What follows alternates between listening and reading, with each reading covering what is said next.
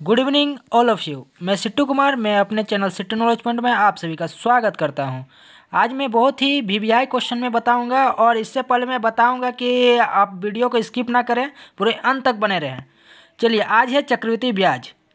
ये RRB, NTPC और group D के लिए वेरी इंपॉर्टेंट है और जितना है प्रीवियस ईयर का जितना क्वेश्चन है और वह चीज़ मैं सारा चीज़ प्रोवाइड करवाऊँगा। और आज उसका क्या है, क्लास 1 है।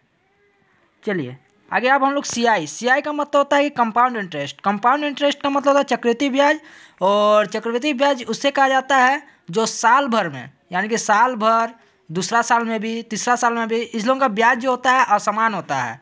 और एसआई का केस में क्या होता है, वो समान होता है हर साल का ब्याज। चलिए अब थोड़ा कुछ बेसिक चीज जान लेते हैं। चलिए, पी का मतलब होता है मूलधन, जिसको प्रिंसिपल कहा जाता है। और ए का मतलब होता है अमाउंट का मतलब होता है मिश्रधन। और आर का मतलब दर होता है, जिसको रेट कहा जाता है। और टी का मतलब क्या होता है, समय यानी कि टाइम। चलिए आज हम लोग इसका फार्मूला के बारे में जानते हैं। सीआई फार्मूला सब रटन विद्या सब छोड़ दीजिए दोस्तों। ये बहुत ही इजी रेशियो, और ये बाय रेशियो मेथड से मैं आप लोगों को इजी तरीका से मैं बताऊँगा। चलिए, रेशियो मेथड हमेशा हम लोग इस पर परसेंट पे लेते हैं। चलिए 5%, 5/100 हम लोग जानते हैं परसेंटेज का वैल्यू 1/100 होता है, इसीलिए हम लोग 5/100 लिखे। अब इसको हम लोग क्या कर लेंगे, वोल नंबर में बदलेंगे, तो क्या हो जाएगा 1/20। ये जान लीजिए दोस्तों, ये हो गया आपका प्रिंसिपल और ये हो गया आपका एसआई। 1 एसआई हो गया और 20 क्या हो गया, प्रिंसिपल यानी कि मूलधन हो गया। इतना जान लेते हैं कि अमाउंट इक्वल टू क्या होता है दोस्तों, प्रिंसिपल प्लस एसआई होता है दोस्तों। प्रिंसिपल प्लस एसआई यानी कि 20 + 1 इक्वल टू कितना हो जाएगा, 21। 21 क्या हो जाएगा, अमाउंट हो जाएगा। चलिए अगर 2 साल का अगर वर्ष में पूछेगा, यानी कि 2 वर्ष में इसका पूछेगा, तो इसको हम लोग क्या करेंगे, 2 बार इसको इंटू करेंगे। और जैसे कि अमाउंट और प्रिंसिपल को रख दिए, प्रिंसिपल कितना हो जाएगा, प्रिंसिपल 20 था, अमाउंट 21, इसको क्या कर दिए, इंटू कर दिए 2 बार। ये 2 वर्ष पूछ रहा था इसलिए 2 बार किया, अगर 3 वर्ष पूछता तो 3 बार करते हैं। और प्रिंसिपल को भी 2 बार कर लेंगे, यानी कि ये 2 वर्ष का केस में ये 441 हो जाएगा और ये 400 हो जाएगा। यही होता है इसका रेशियो मेथड। चलिए अब इसी तरह से हम लोग सारा क्वेश्चन सोल्व करेंगे। चलिए कोई किसी 4% प्रति वार्षिक ब्याज की दर से 500 का 2 वर्ष का चक्रवृद्धि ब्याज क्या होगा। ये जो दोस्तों ये आरआरबी एनटीपीसी 2008 में पूछा गया था। यह क्वेश्चन बहुत वीवीआई है और हर एग्जाम में पूछेगा। चलिए उसी तरह हम रेट को ले लेंगे। रेट से ही हम लोग हमेशा सीआई को बनाएंगे, भी बाय रेशियो मेथड से, बहुत ही ईजी तरीका से।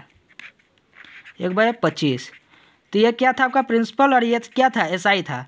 तो हम लोग प्रिंसिपल प्लस एसआई करते हैं, क्या हो जाता है, अमाउंट। तो ये कितने साल का पूछ रहा है दोस्तों, 2 वर्ष का, इसलिए हम लोग क्या करेंगे, 2 बार इसको इंटू करेंगे।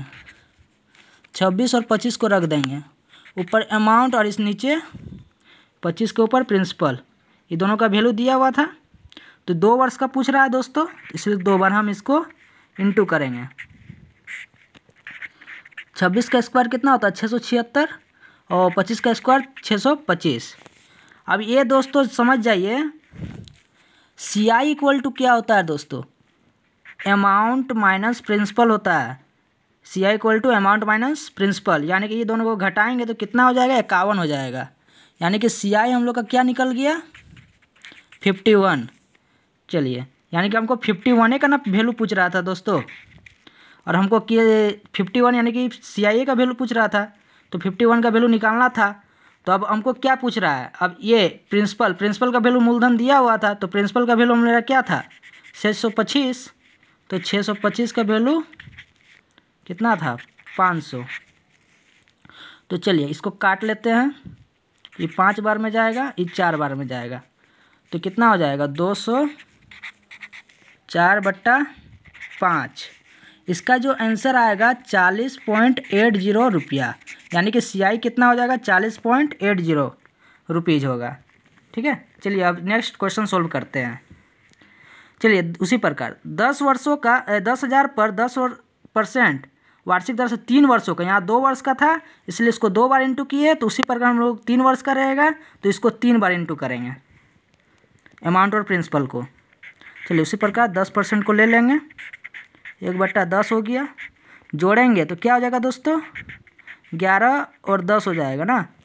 तो अमाउंट और प्रिंसिपल लिख देंगे 11 10, 3 वर्ष है इसलिए हम लोग 3 बार इसको क्या करेंगे इंटू करेंगे, 1331 आएगा इसका और इसका 1000 आएगा। कुछ नहीं है दोस्तों, बहुत इजी है। चलिए अब किसका वैल्यू पूछा था, 1000 का वैल्यू दिया हुआ था, यानी कि प्रिंसिपल का वैल्यू दिया हुआ था, तो 1000 का वैल्यू क्या दिया था दोस्तों 10,000। हमको किसका पूछ रहा था, ये दोनों का अंतर amount minus principal equal to CI होता है, तो ये दोनों का अंतर पूछ रहा है यानी कि CI, तो 331 का वैल्यू पूछ रहा था। ये 3 को 0 गया, इधर 3 को 0 गया, तो आपका कितना हो जाएगा CI 3310 रुपया CI हो जाएगा, यानी कि आंसर B हो जाएगा। चलिए बहुत इजी तरीका से बन गया। चलिए नेक्स्ट, 5% वार्षिक दर से 2 वर्षों का चक्रवृद्धि ब्याज और साधारण ब्याज का अंतर क्या होगा। चलिए उसी प्रकार परसेंट को ले लीजिए, और ये RRB SM में पूछा गया था, तो इसको बहुत ही इजी तरीका से मैं बताऊंगा। 21 20 2 बार था, ये अमाउंट हो गया, ये प्रिंसिपल हो गया, ठीक है। 441 400, ये दोनों का अंतर कितना हो जाएगा, यानी कि CI आपका 41 हो गया। अब देखिएगा प्रिंसिपल हम लोग SI किस पे निकालते हैं, R इंटू 30% पे निकालता हूँ। और ये चीज़ जान लीजिए कि मेरे डिस्क्रिप्शन बॉक्स में SI का चैप्टर दे दिया हूँ, और आप ये लिंक देख लीजिए, तब आपको ये CI चैप्टर समझ में आएगा। डिस्क्रिप्शन बॉक्स में दे दिया हूँ इसका लिंक SI चैप्टर का। चलिए SI equal to R into T, तो कितना R इंटू T है 5 दूनी 10, यानी कि 400 का 10% कितना हो जाएगा 40 हो जाएगा, यानी कि SI भी हम लोग का कितना आया 40। हम लोग को CI और SI का अंतर पूछ रहा था, यही ना। साधारण ब्याज और चक्रवृद्धि ब्याज का अंतर कितना हो जाएगा, यानी कि एक का वैल्यू निकालना था, और हमको किसका वैल्यू पूछ रहा था, एक का वैल्यू निकालना था, और 400 का वैल्यू 400 कैंसिल, बचा क्या 1 रुपया। तो 1 रुपया जो होगा आपका साधारण ब्याज और चक्रवृद्धि ब्याज का अंतर होगा। थैंक यू दोस्तों, अगर ये क्लास बहुत ही इंपॉर्टेंट लगा होगा तो सब्सक्राइब शेयर कीजिए। Thank you.